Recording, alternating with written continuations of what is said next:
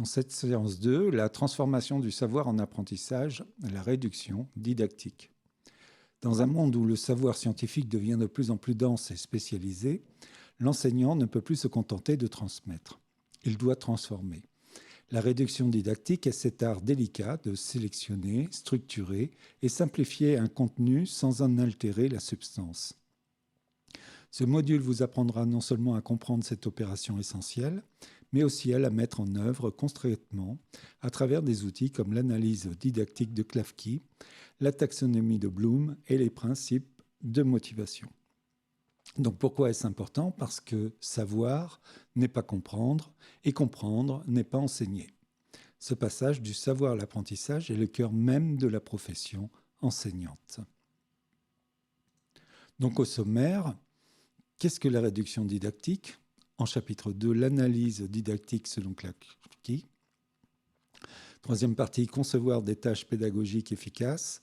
Enfin, les exercices d'application. Synthèse et références bibliographiques. Commençons par le chapitre 1. Qu'est-ce que la réduction didactique ? La réduction didactique est l'activité du professeur consistant, à partir d'une masse de contenu, à en faire un objet d'apprentissage compréhensible et pertinent pour les apprenants selon Starry. La réduction didactique désigne l'opération fondamentale par laquelle un enseignant transforme un savoir savant, souvent complexe et abondant, en un objet d'apprentissage accessible, pertinent et structuré pour un public d'apprenants donné. Cette activité intellectuelle exige 3 opérations simultanées. La sélection du matériau pertinent à partir d'une masse souvent surabondante, la concentration sur les éléments essentiels qui constituent le noyau du savoir à transmettre et la simplification des dimensions les plus complexes sans pour autant trahir la substance ou la rigueur du contenu disciplinaire. Il ne s'agit donc en aucun cas d'un appauvrissement du savoir, mais d'une reconfiguration pédagogique qui vise à le rendre cognitivement traitable, temporellement réalisable et institutionnellement viable. Cette opération découle d'une tension inhérente à tout enseignement moderne. Les disciplines scientifiques sont en effet de plus en plus vastes et spécialisées. Elles ne peuvent plus être transmises dans leur intégralité et cette illusion de complétude, fréquente chez les experts, se révèle contre-productive chez les apprenants. La réduction didactique prend donc acte de cette impossibilité et se fonde sur une analyse rigoureuse des conditions réelles d'apprentissage. Tout d'abord, le niveau des apprenants, leur temps disponible, les enjeux pour la certification, c'est-à-dire l'évaluation, et les finalités formatives. Est-ce des compétences, des savoirs, des savoir-être, des savoir-faire, etc. Afin de dégager ce qui est à la fois indispensable, mobilisable et transférable. Elle constitue ainsi le cœur du geste pédagogique puisqu'elle traduit la connaissance en expérience d'apprentissage structurée, alignant le quoi enseigner sur le comment apprendre et place la faisabilité cognitive au centre de la conception didactique. Alors la réduction ne veut pas dire appauvrissement, comme nous l'avons dit. La réduction didactique constitue une opération fondamentale du travail pédagogique, qui consiste non pas à appauvrir ou à diluer le savoir, mais à le restructurer de manière à le rendre accessible, pertinent et compréhensible pour des apprenants situés dans des conditions concrètes d'enseignement.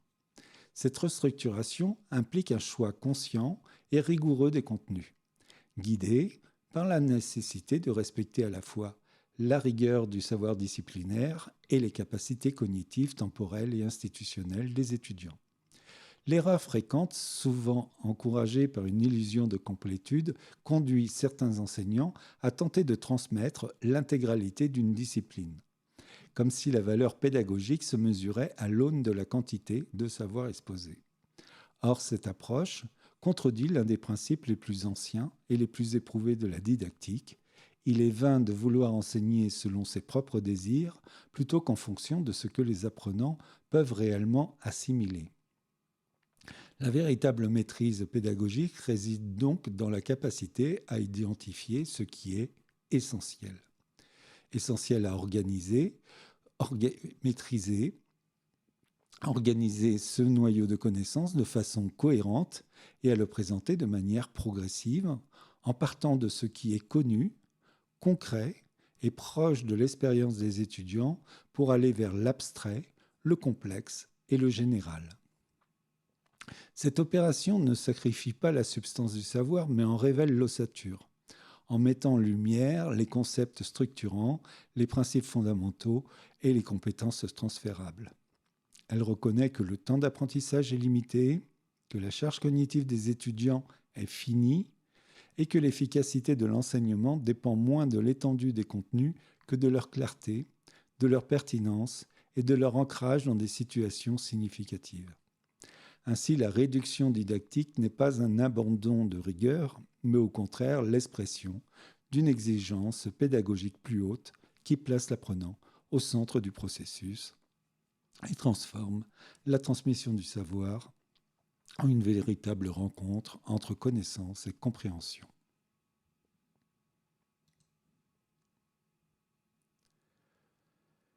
Donc, la réduction didactique consiste en une opération intellectuelle fondamentale du travail pédagogique, par laquelle un enseignant travaille un savoir savant, vaste, spécialisé et abstrait en un savoir scolaire ou enseignable, c'est-à-dire accessible, pertinent et mobilisable pour un public d'apprenants donné. Donc, ne pas appauvrir, ne pas dénaturer le contenu disciplinaire, mais l'adapter aux conditions réelles d'apprentissage en tenant compte des dimensions essentielles, capacité d'apprentissage des apprenants, le temps disponible pour l'enseignement et l'apprentissage, ainsi que les cadres institutionnels qui encadrent la formation, notamment les exigences des évaluations et des objectifs des programmes. C'est donc une opération avec une sélection rigoureuse des contenus, une concentration sur les concepts structurants et une simplification stratégique de la complexité, sans altérer la cohérence ni la rigueur du savoir d'origine.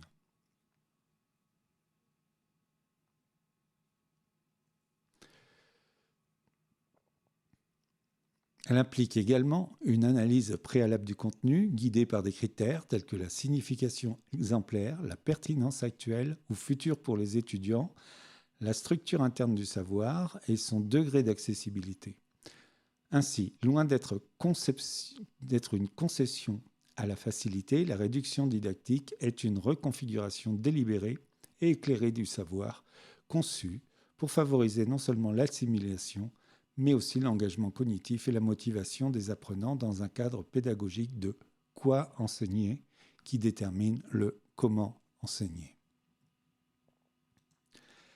Dans ce chapitre 2, l'analyse didactique selon Klafki.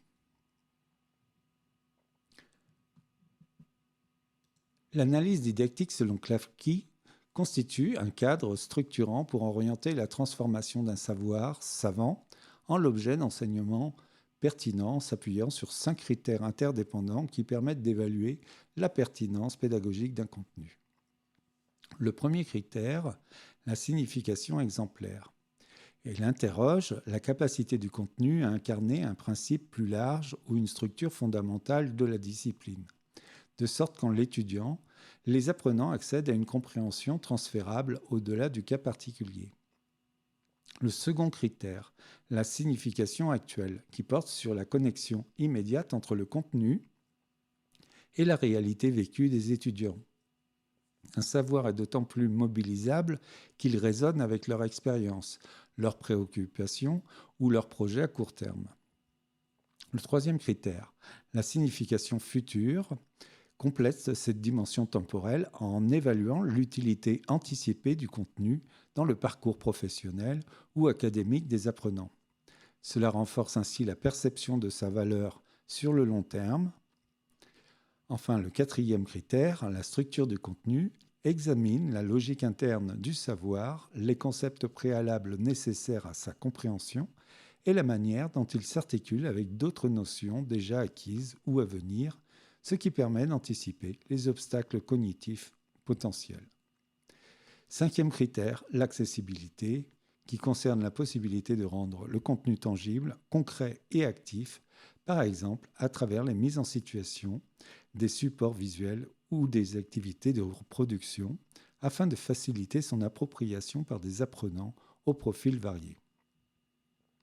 Ensemble, ces 5 dimensions, l'exemple actuel, signification future, structure de contenu, accessibilité, orientent une réduction didactique non arbitraire, mais fondée sur une analyse rigoureuse du rapport entre le savoir, les apprenants et les finalités éducatives. Cela évite à la fois le piège de la surcharge cognitive et celui de la banalisation du contenu.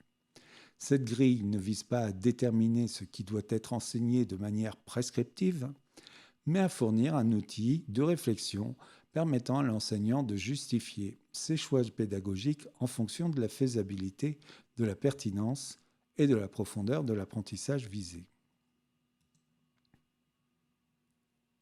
Voyons un exemple concret.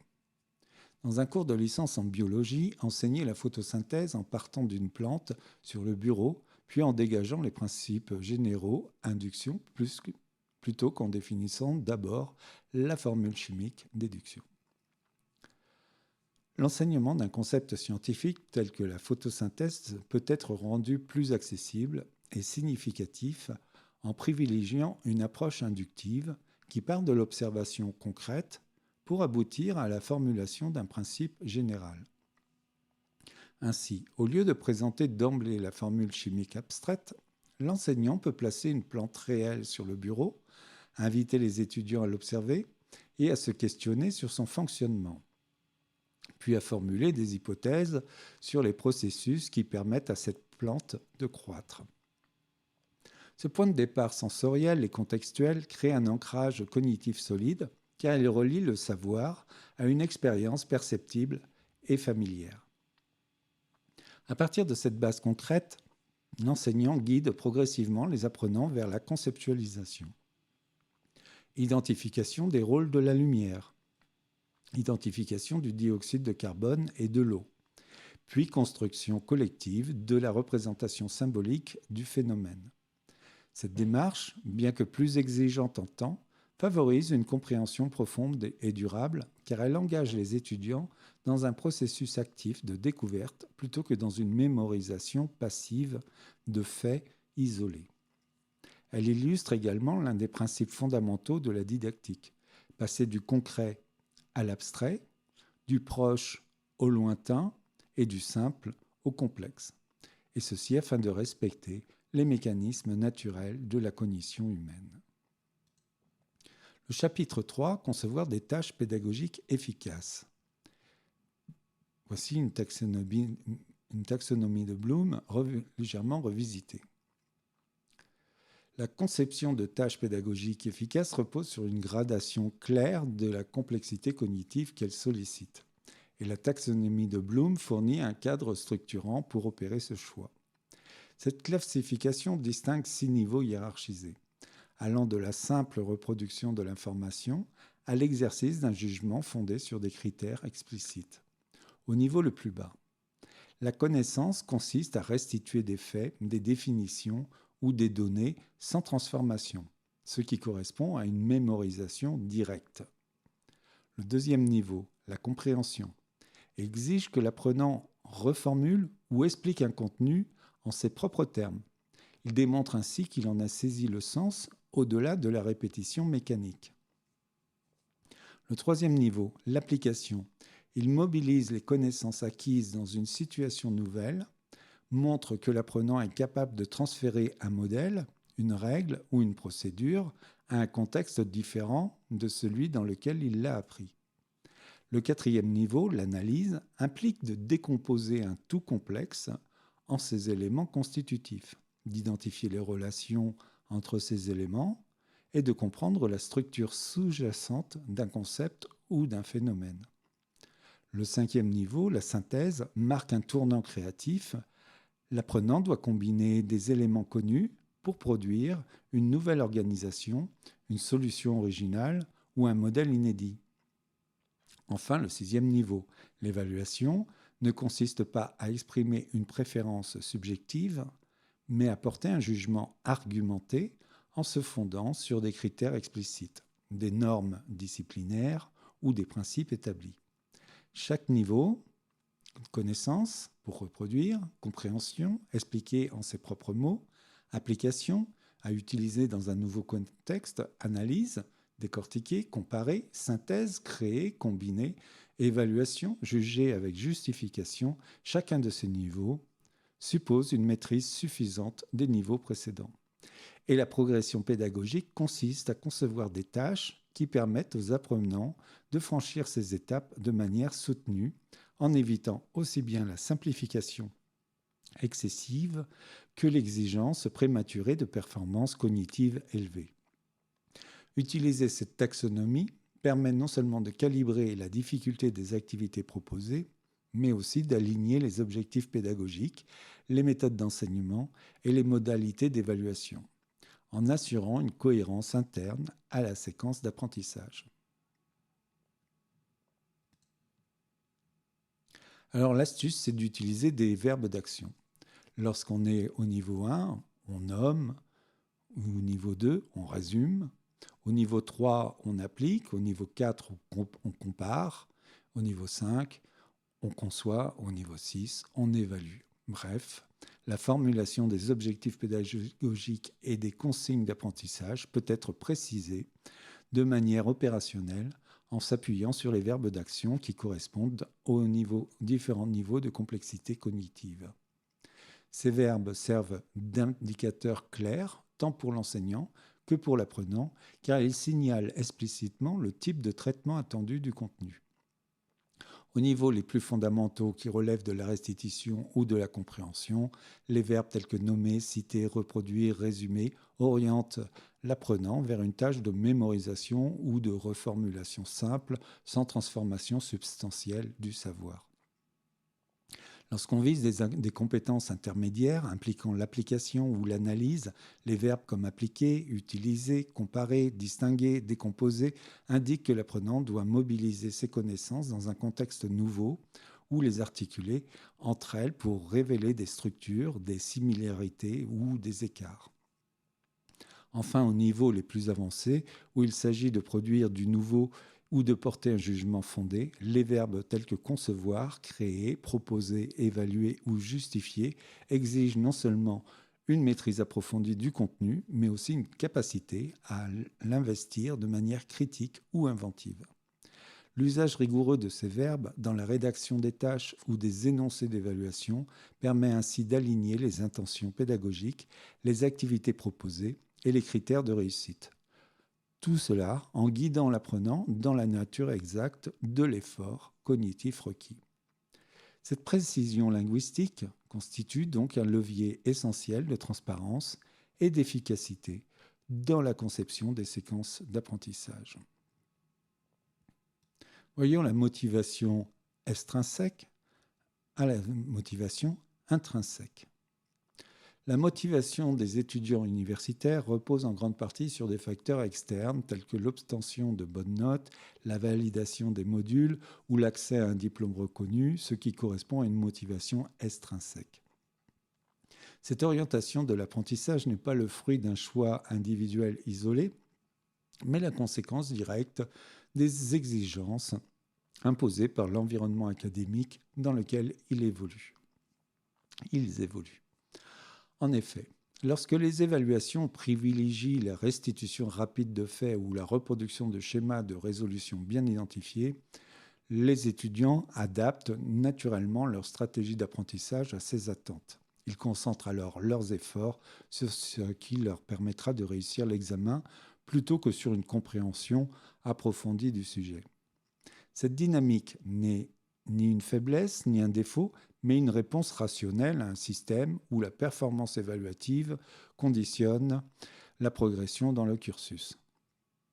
La motivation intrinsèque, quant à elle, bien qu'elle constitue un idéal pédagogique, est plus difficile à susciter en contexte universitaire, car elle dépend de facteurs internes tels que la curiosité, l'intérêt personnel, le désir de maîtrise sur lequel l'enseignant n'a qu'une influence limitée. Néanmoins, il reste possible de la favoriser en créant des situations d'apprentissage qui génèrent une dissonance cognitive, par exemple en confrontant les étudiants à des cas où leur connaissance actuelle s'avère insuffisante, ou en ancrant les contenus dans des problèmes concrets et significatifs. Toutefois, dans la réalité des pratiques universitaires, c'est les motivations extrinsèques qui structurent le plus souvent les comportements d'apprentissage, réussir son diplôme, réussir son examen, ce qui impose à l'enseignant de concevoir des évaluations et des tâches qui, tout en répondant aux contraintes institutionnelles, orientent les étudiants vers des apprentissages plus profonds et durables. Donc, bien que la motivation intrinsèque soit idéale, elle est difficile à générer dans un contexte contraint. Alors une astuce pédagogique, ancrer les tâches dans des problèmes concrets pour créer une dissonance cognitive. Bien que la motivation intrinsèque constitue un idéal pédagogique, en ce qu'elle engage les apprenants par intérêt personnel, un désir de compréhension, elle demeure difficile à susciter dans les cadres académiques fortement structurés, où les enjeux d'évaluation et de validation dominent. Dans ces contextes, l'enseignant ne peut s'appuyer uniquement sur l'enthousiasme spontané des étudiants, mais doit concevoir des situations d'apprentissage qui éveillent leur curiosité de manière intentionnelle.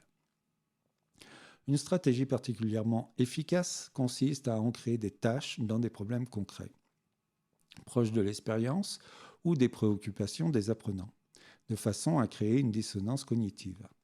Cette tension naît lorsqu'un phénomène observé contredit les connaissances ou les attentes antérieures, générant ainsi un sentiment d'étrangeté, de doute ou d'incertitude.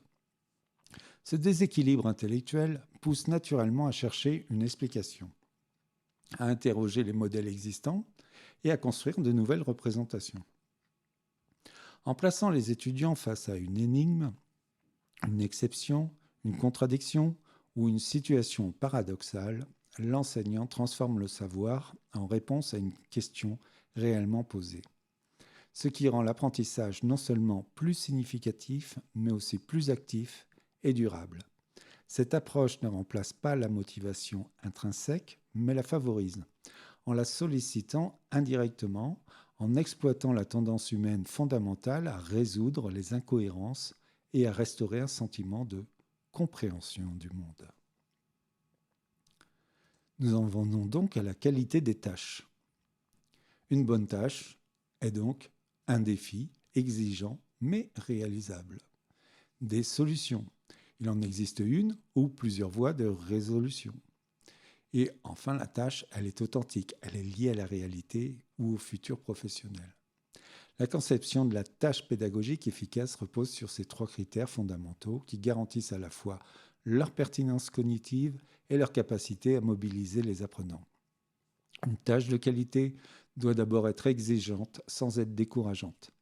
Elle doit placer l'apprenant face à un défi intellectuel suffisamment stimulant pour solliciter ses compétences tout en restant réalisable avec les connaissances et les ressources dont il dispose. Ce juste équilibre entre difficulté et faisabilité est essentiel pour maintenir la motivation et favoriser un engagement actif. Ensuite, la tâche doit être solutionnable, résoluble, ce qui signifie qu'elle admet au moins une voie claire de traitement ou de réponse, même si plusieurs approches sont possibles. Cette caractéristique évite la frustration liée à l'impasse et permet à l'apprenant de mesurer concrètement ses progrès. Enfin, la tâche doit être ancrée dans une réalité tangible, qu'il s'agisse du vécu quotidien des étudiants ou des situations professionnelles qu'ils rencontreront dans leur parcours futur. Cet ancrage authentique renforce le sentiment de pertinence, transforme l'exercice abstrait en une occasion de transfert des connaissances et contribue à rendre l'apprentissage significatif. Bien qu'il ne soit pas toujours possible de remplir simultanément ces trois critères dans chaque activité, leur prise en compte systématique permet de concevoir des tâches qui ne se limitent pas à vérifier la mémorisation, mais qui engagent véritablement les apprenants dans des processus de compréhension, des processus d'application et des processus de réflexion critique. Voyons quelques exercices d'application. Alors, de niveau 1, facile, vrai ou faux, comprendre les concepts de base, indiquer si les affirmations suivantes sont vraies ou fausses. La réduction didactique consiste à simplifier le contenu au point de le rendre superficiel. Et bien évidemment, c'est faux. La réduction didactique ne vise pas à rendre le contenu superficiel, mais à le restructurer pour le rendre accessible sans en trahir la substance. Pour cela, une sélection rigoureuse, une concentration sur l'essentiel et une simplification stratégique et non une dilution. Selon Klafki, un bon contenu pédagogique doit avoir une signification actuelle pour les apprenants. C'est vrai. La signification actuelle est l'un des 5 critères de l'analyse didactique. Un contenu pédagogique pertinent doit résonner avec la vie ou les préoccupations immédiates des apprenants afin de susciter leur engagement. La motivation intrinsèque est entièrement contrôlable par l'enseignant, c'est faux. La motivation intrinsèque découle de l'intérêt personnel, de la curiosité ou du désir de la maîtrise de l'apprenant. De ce fait, l'enseignant ne la contrôle pas directement, mais peut la favoriser en créant des situations stimulantes comme des problèmes concrets ou des dissonances cognitives. Exercice 2.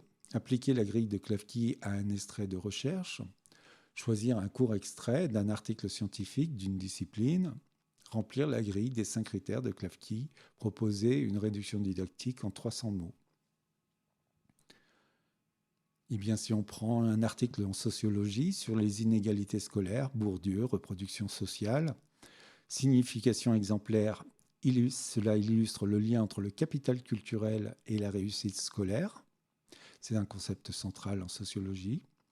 Signification actuelle, les étudiants ont tous vécu le système scolaire et peuvent s'interroger sur leur propre parcours. Signification future, utile pour tout futur enseignant, formateur ou travailleur social. Structure du contenu, prérequis, notion de sociabilisation, de capital, de normes. Accessibilité, oui, via des questionnaires autobiographiques, des études de cas locales ou des débats, etc.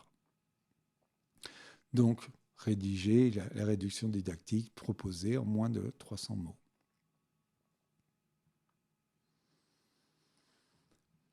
Analyse des tâches niveau de Bloom.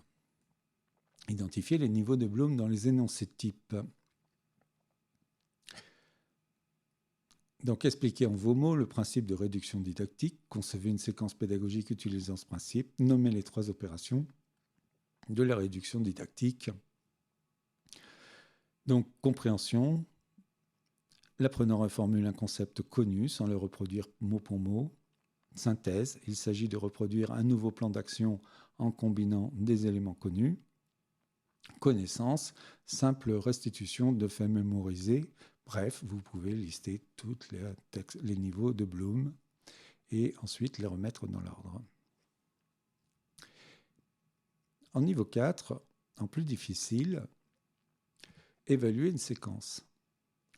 On vous propose une séquence de 15 minutes sur la photosynthèse, comme il a été présenté, qui commence par une définition abstraite, suivie d'un schéma complexe et d'un QCM. Quels principes de la réduction didactique sont respectés ou violés? Proposez une version améliorée en appliquant les principes du concret à l'abstrait et du niveau au compliqué.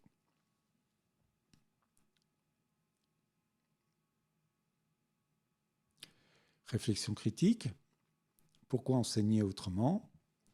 Si les étudiants adaptent leur apprentissage au format de l'examen, alors l'enseignant a le devoir de concevoir des épreuves qui favorisent un apprentissage profond. Êtes-vous d'accord? Justifiez à l'aide de 2 arguments tirés de cours, donc les accords justifiés, les environnements d'apprentissage, l'orientation de l'apprentissage, les motivations extrinsèques et les motivations intrinsèques. Pour la réflexion critique. Nous en venons à la partie 5 pour la synthèse et référence, les 10 points clés.